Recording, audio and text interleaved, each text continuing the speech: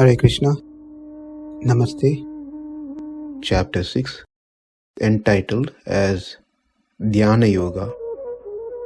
Sloka 2.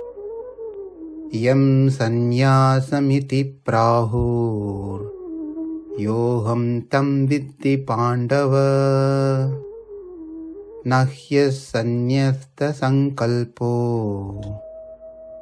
yogī bhavati kaścana. In the first sloka, we saw one was not taken shelter of any material benefits, but he who performs karma yoga is considered to be as jnana yogi.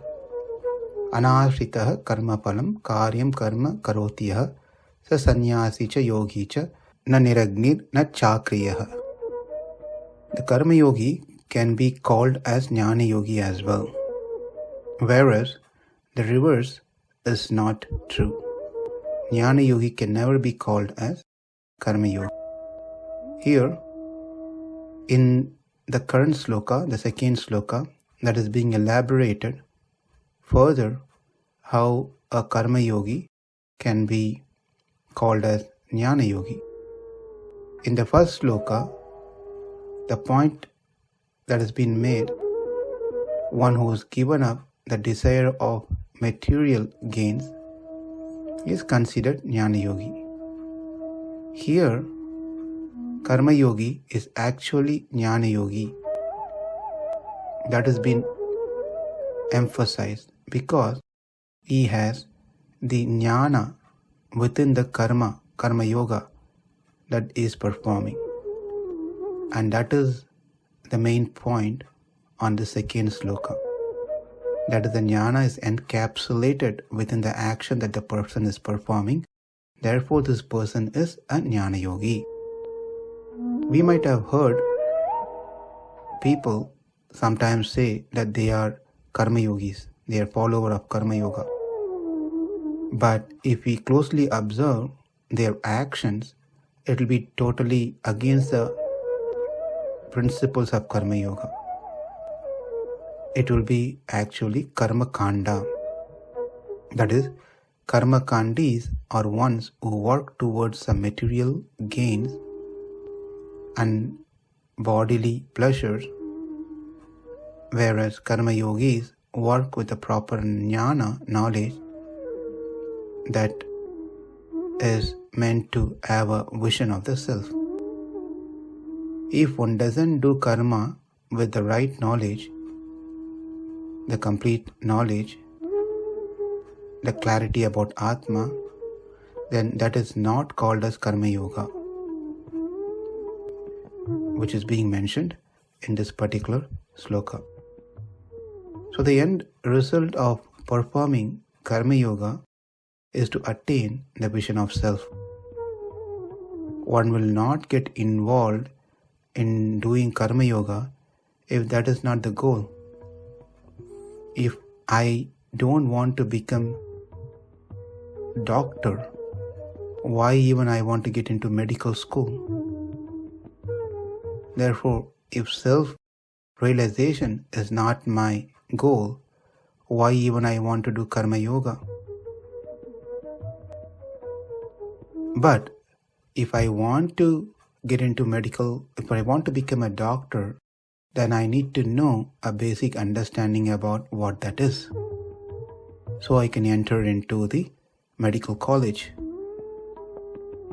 Likewise, if the goal is to have the vision of Atma, then one has to have proper knowledge about the difference between Atma and Deha, that is the self and body. If that basic understanding is not there, then one will not be able to get involved in karma yoga. And if one thinks that they are doing karma yoga but doesn't have this knowledge of Atma, then they are not true karma yogis. Their understanding is Atma and body are same. Let's see the word by word meaning of this sloka. Pāṇḍava, O son of Pāṇḍu, that is Arjuna. Krishna is reminding Arjuna, you are son of Pāṇḍu, a great king who is very knowledgeable person on these topics, especially about Atma and body.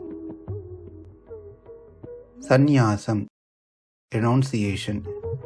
Iti, thus, yam, what, prāhur, they say, tam, that, yogaṁ, karma yoga, viddhi, know it to be, asannyasta, without giving up, saṅkalpaha, desire for self-satisfaction.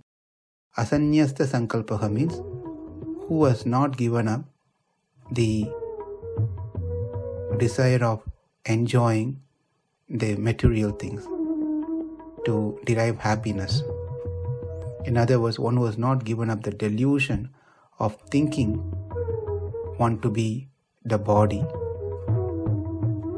Kaścana, anyone, yogī, karma yogi, na, never, he, certainly, bhavati, becomes, nahi bhavati, can never become any kind of yogi. Any kind of yogi means that's mentioned in the 4th chapter from 25th sloka to 29th sloka, starting from Daivam eva apare yajñam yoginah pariyupasate brahmagno apare yajñam yajñenaiva upajuhati. Devata worship, tapo yajña, yoga yajña, swadhyaya yajña, and many varieties that we saw in the 4th chapter from 25th sloka through 29th sloka. Now let's see the translation. What is called renunciation, you should know to be the same as yoga, or linking oneself with the Supreme, O son of Pāṇḍu. For one can never become a yogi unless he renounces the desire for sense gratification. A yogi is one who understands his real position as a living entity, that is, he has no separate existence. He is not independent. If one doesn't understand this, that person is not a yogi, is called ayogi. That which is not yogi, yogaṁ. He is not a yogi. In simple terms, those who are not practicing any form of yoga, then they must be actively working on getting fully entrapped into the material nature. Whereas yogis are the ones who are working towards releasing themselves from the material nature. So one has to make a clear idea or determination what they wanted to do in their life. To become yogi or to become a yogi. Easy way to start yoga is by taking up Krishna consciousness, because one who is in Krishna consciousness has no opportunity to engage his senses in anything which is not for the purpose of Krishna. All the senses are busily engaged in service of Krishna. Therefore, this person is called yogi. Therefore, a Krishna consciousness person is simultaneously a sannyasi and a yogi. A Krishna conscious person has no desire for any kind of self-enjoyment.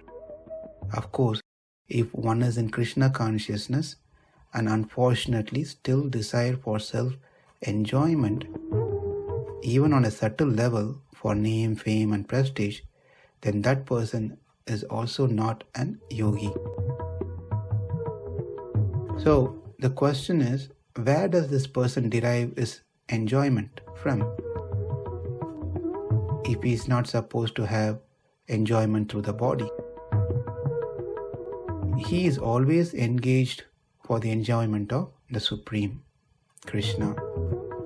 And that is his self-satisfaction and self-enjoyment, nothing else.